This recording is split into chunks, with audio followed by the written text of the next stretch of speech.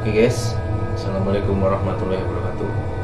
Berjumpa lagi dengan saya Rian Dwi Saputra di channel RDS Mystery. Channel dimana kita akan menceritakan kisah-kisah mistis, kisah-kisah horor yang ada di Indonesia maupun di luar negeri. Kali ini kita akan menceritakan sebuah cerita di mana cerita yang sebelumnya ini sudah pernah viral sampai viral di Indonesia, yaitu KKN di Desa Penari. Ini hampir mirip dan ini kisah nyata yang dialami teman-teman. Tetap di RDS Mystery, kita tidak sendirian.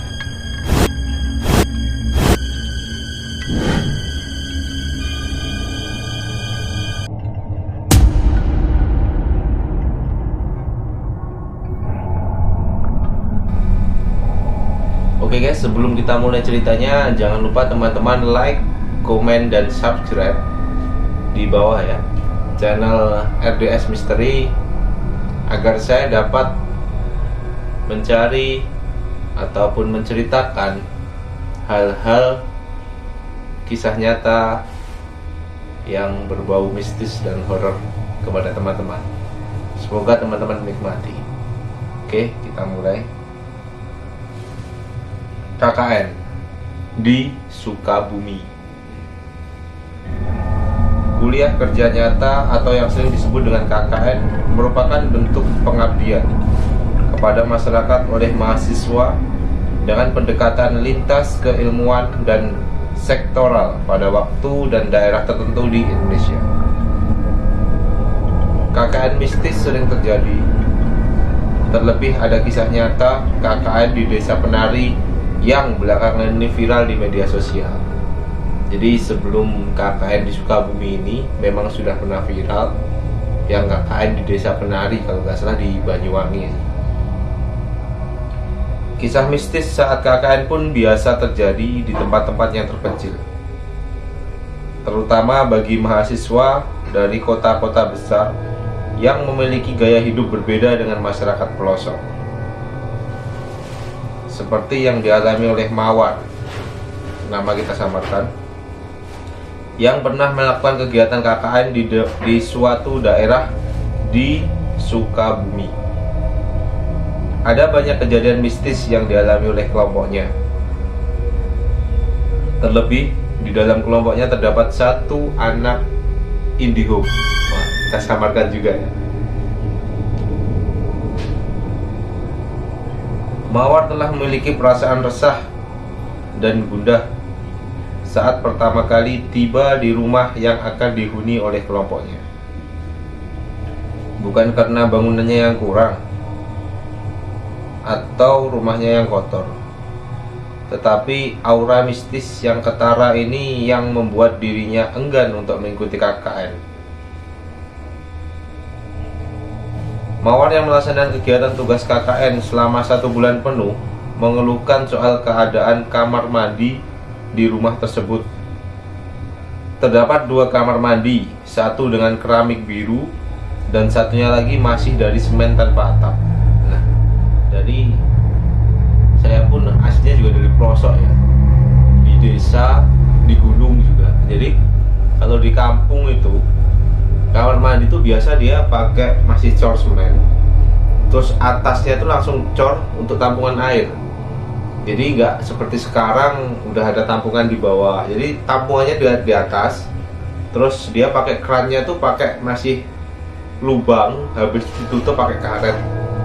Terus lampunya itu nggak seperti sekarang lampu putih, lampunya tuh kuning. Kalau di kampung tuh biasanya lampunya kuning, terus sekitaran itu belum ada keramik. Jadi kalau lampu nyala malam tuh gelap, masih serasa gelap, terus pintunya tuh nggak ada. Kalau di kampung saya dulu seperti itu. Kalau kita mau pengen air, kita harus mompa dulu. Jadi kalau malam tuh suasananya udah, kalau saya dulu seperti itu. Jadi kalau udah malam tuh udah nggak berani aja, karena kamar mandi di luar rumah, nggak seperti sekarang di dalam rumah. Oke, kita lanjut teman-teman. Tetapi kamar mandi yang sudah berkeramik biru itu tidak bisa digunakan, sehingga hanya satu kamar mandi yang bisa mereka gunakan dan harus rela mengantri lebih lama. Ketika malam hari, Mawar yang sudah merasa kelelahan pun terlelap dalam tidur. Namun, saat tengah malam, salah satu temannya yang bernama Azizah berteriak dengan mata terbelalak sekeras-kerasnya. Azizah yang kesurupan itu sontak membuat teman-teman sekelilingnya ketakutan dan juga ikut berteriak. Sebenarnya aku nggak sih, pas anak-anak juga malah pada teriak, karena kita benar-benar nggak tahu harus ngapain, ujar Mawar seperti yang disebutkan. Beruntungnya Azizah dapat disadarkan karena salah satu anggota kelompoknya yang bernama Ramadan merupakan anak dari seorang kiai. Ramadan sontak menghubungi ayahnya dan ayahnya membacakan doa-doa via telepon yang didekatkan ke telinga Azizah. Jadi si Ramadan ini yang ikut Mawar KKN ini, dia anaknya seorang kiai. Setelah kejadian Azizah kesurupan, Ramadan langsung telepon bapaknya. Dia langsung membacakan doa-doa via telepon dan didekatkan pada Azizah. Setelah kejadian kesurupan itu, semua orang berkumpul di ruang tengah dan saling mengingatkan agar tidak pergi sendirian. Namun Azizah pergi ke kamar mandi sendirian dan dirinya kesurupan lagi hingga pingsan. Jadi untuk kedua kalinya ya. Setelah sadar, Azizah menceritakan bahwa dirinya telah melihat makhluk yang sangat besar dengan kaki berbulu lebat. Ada banyak hal ganjil yang dialami oleh Mawar dan teman-temannya. Salah satunya adalah paku-paku yang berserakan di lantai. Walaupun teman laki-lakinya sudah membuang paku-paku tersebut, anehnya keesokan harinya paku-paku itu kembali berserakan entah dari mana datangnya. Pada suatu malam dirinya terbangun dari tidur. Ternyata temannya yang bernama Ica juga terbangun. Mereka pun bercakap-cakap dan sama-sama terbangun karena mendengar suara orang mencangkul. Di malam hari, orang mencangkul. Jadi, ngapain itu ya? Malam hari nyangkul. Kita pun malam mau nyapu aja udah gak kelihatan, apalagi nyangkul. Terus yang dicangkul itu apa? Rajin banget ya orang sini, tengah malam gini masih nyangkul, kata Mawar kepada Ica. Tanpa berpikir panjang, mereka pun melanjutkan tidur kembali. Keesokan paginya mereka menceritakan hal tersebut kepada yang lain, tetapi tak seorang pun mendengar suara cangkul itu, kecuali Mawar dan Ica. Jadi cuma dua orang aja, Ica sama Mawar, yang mendengar ada suara cangkulan di malam hari. Karena dihantui rasa penasaran, mereka mengunjungi kebun. Sumber suara cangkul itu terdengar. Ternyata kebun tersebut masih sangat berantakan. Jadi mereka berpikir bahwa mustahil kalau semalam itu benar-benar ada orang yang mencangkul. Jadi suara di malam hari sama nyatanya di pagi hari tidak sesuai dengan yang mereka bayangkan. Ada suara kakek-kakek hingga tawa kuti. Kejadian lainnya juga dialami Mawar ketika mendapat giliran tugas untuk mencuci piring. Ia menyetel musik dengan volume keras untuk mengusir rasa bosan. Tetapi Mawar beberapa kali mendengar ada suara kakek-kakek berdehem. Jadi berdehem tuh batuk tapi nggak batuk, menyibir tapi lewat batukannya itu. Awalnya aku cuekin, tapi kakek-kakek itu terus ngomong ehem. Aku udah coba nengok berapa kali tetap gak ada orang. Akhirnya aku lari ke birit-birit ke kamar, terangnya Mawar. Beberapa hari sebelum KKN usai, kelompok Mawar diundang oleh kepala dusun untuk datang merayakan malam Maulid Nabi pada malam hari. Dikisahkan Mawar bersama dengan 7 orang temannya yang menyewa angkot karena lokasi KKN memang cukup jauh dari rumah tempat kelompok Mawar tinggal. Karena medan lokasi dusun tidak dapat dijangkau oleh angkot, maka mereka harus berjalan kaki untuk sampai ke acara tersebut. Awalnya pas kami turun dari angkot, abang-abangnya udah bilang, "Hati-hati Neng, banyak kejadian ganjil di sini." Ternyata pas baru saja kami menempuh beberapa meter perjalanan, terdengar suara kunti cekikikan. Mulai nih. Kami pun langsung berpegangan satu sama lain. Karena medan sangat terjal, jadi nggak mungkin banget kami lari.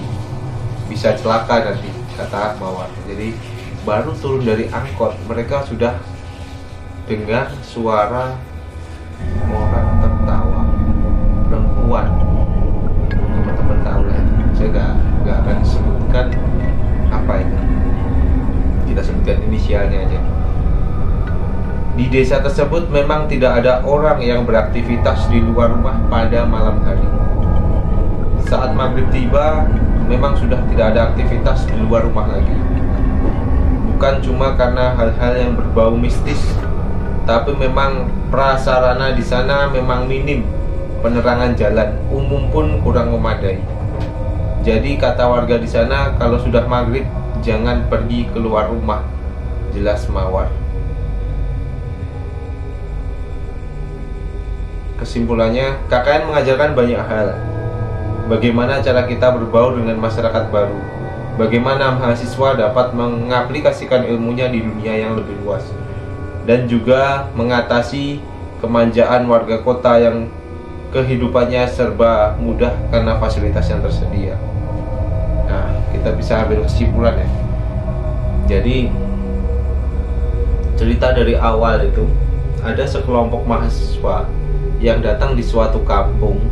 Jadi keadaan mereka dari kota, lalu dia ke desa yang ke pelosok, yang tanpa dia tahu di situ keadaannya bagaimana, kondisinya rumah bagaimana, daerah tempat mereka KKN itu seperti apa, mereka tidak tahu. Jadi mereka ditugaskan untuk KKN, kuliah kerja nyata di situ, dan disitulah mereka mengalami kejadian-kejadian mistis, mulai dari malam-malam ada yang mencangkul, ada suara kakek-kakek tapi tidak berwujud, dan yang terakhir ada suara perempuan tertawa. Jadi kesimpulannya dari saya, Rian Dwi Saputra, dimanapun kita berada, kita tetap selalu berdoa. Dimanapun kita berada, kita harus mentaati adat istiadat yang ada di situ. Janganlah kita takabur, janganlah kita sombong, karena di sini kita tidak sendirian. Oke teman-teman, itu sekian cerita hari ini. Jangan lupa like, komen, dan subscribe RDS Misteri. Jangan lupa juga sebarkan ke teman-teman cerita-cerita yang saya bawakan. Oke, sekian. Selamat malam. Wassalamualaikum warahmatullahi wabarakatuh. Terima kasih.